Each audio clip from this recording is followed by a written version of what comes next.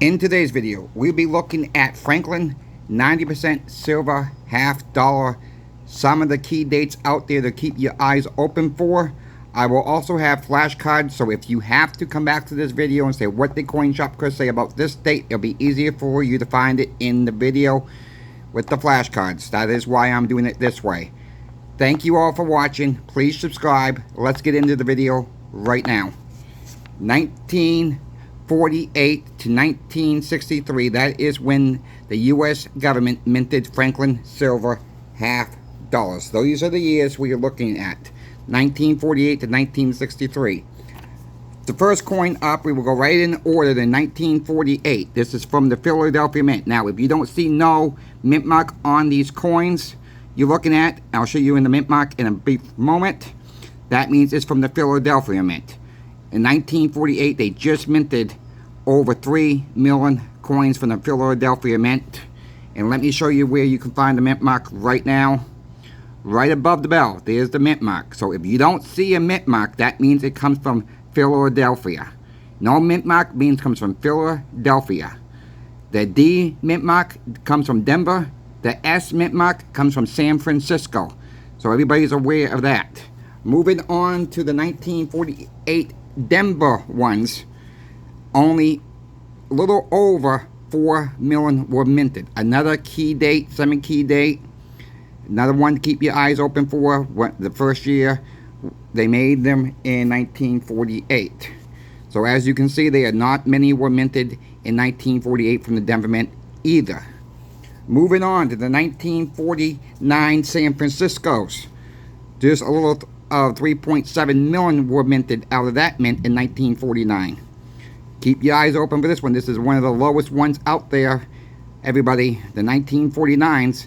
Now, if you're at a coin shop or you're buying these online and you're getting bags and rolls, or you're buying them from the coin shop, sometimes the coin shops don't even go through them. They get a bag through. You might get lucky and find one of these rarer dates in there, so they're worth a little bit more money than the rest of them. If you're put those on the side and add, put those on the side, and you can get a little bit more money from them because of the rareness of the coin itself with the dates. Moving on to 1949D from the Denver mint mark. A little over 4.1 million were made, as you can, folks can see that one. 1949, another one to keep your eyes open for. Moving on to the 1953, just no mint mark, that means it comes from Philadelphia. Over 2.6 million were minted that year. Gain a little bit less. It's a key date in my book.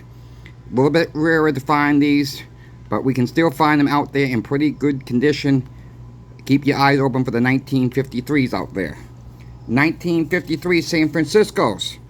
Only 4.1 million, a little over 4.1 million were minted out of the San Francisco Mint in 1953. That's the S mint mark above the bell again. The mint mark will always be in the same place if it is coming from the San Francisco or the Denver. Moving on, the rarest of them all, 1955. 2,498,181. Let me show you some examples of those. I actually picked these ones up on eBay. I got 5 of them, and they are the rarest ones of them all, and these are actually in pretty good shape.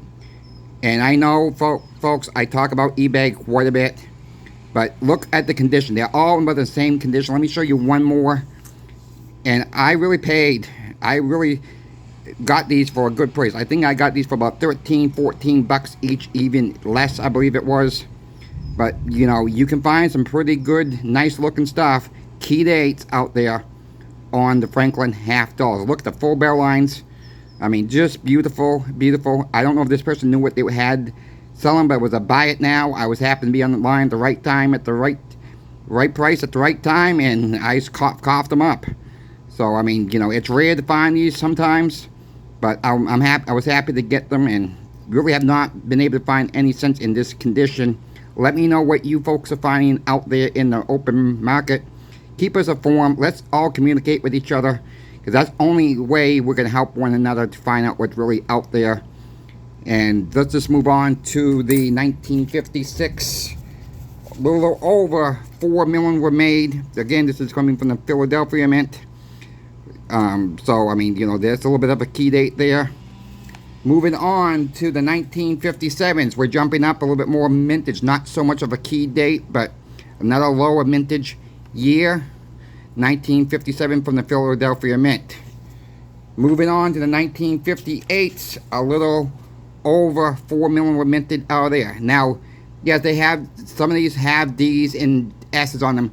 They made a little bit more. That's why I'm not sharing that information today with you all, because it's a little bit higher mint marks. A little bit higher mints on them than what I'm showing you here. But for not least, the most coin they made is the 1963 D from Denver. Over 67 million coins were minted back then. Wow, so you can see the difference. These are common. These are great for stacking because they don't cost an arm and a leg. Yes, you can find key dates, the semi-key dates out there for a lower cost if you shop right. Just keep trying. If you're a collector, you probably don't care what you pay for it because you are more of a collector than a stacker. But if you're a stacker, stack every single 1963 D and the P mint marks as they made. That's another higher year mint marks. If you want to know where I got this information from, I got this information from the Red Book, folks. The Red Book, U.S. Coins, is an awesome book. Just pick one up. They don't cost that much. You don't have to get the current issue if you just want to see how much they were minted. That will always say the same. So, I mean, you can find these at garage sales, sometimes even at, Goodwill, Salvation Army. You can find one, pick one up. Let me just show you a few examples of more. This is a 1954 S, and I happened to pick these coins up on eBay also. They were already in the slabs. I'm like, I'm not going to take them out of the slabs. These cost about $1 a piece.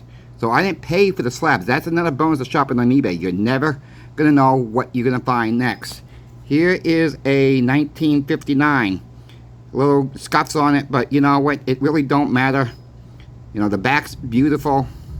These are some of the ugly looking ones and not so nice looking, just circulation.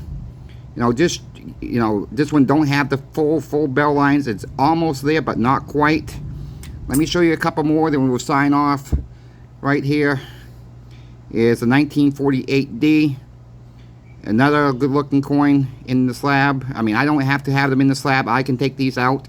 It's not that big of a deal to me, but if they come with it, why not just leave them in there and we can call it good for the day. And I'll show you one more 1952. Let me turn it around. Here's a 1952. The camera will focus. 1952. And there you folks have it. Another nice looking coin on that one. Keep stacking, folks. It's day by day. We're not going to get it all in one day. But, if you keep stacking now, in 3-6 months from now, you're going to look back and say, holy cow, I got some silver. Until we see you, everybody, again, I'm out. Coin Shop Chris, signing off for the day.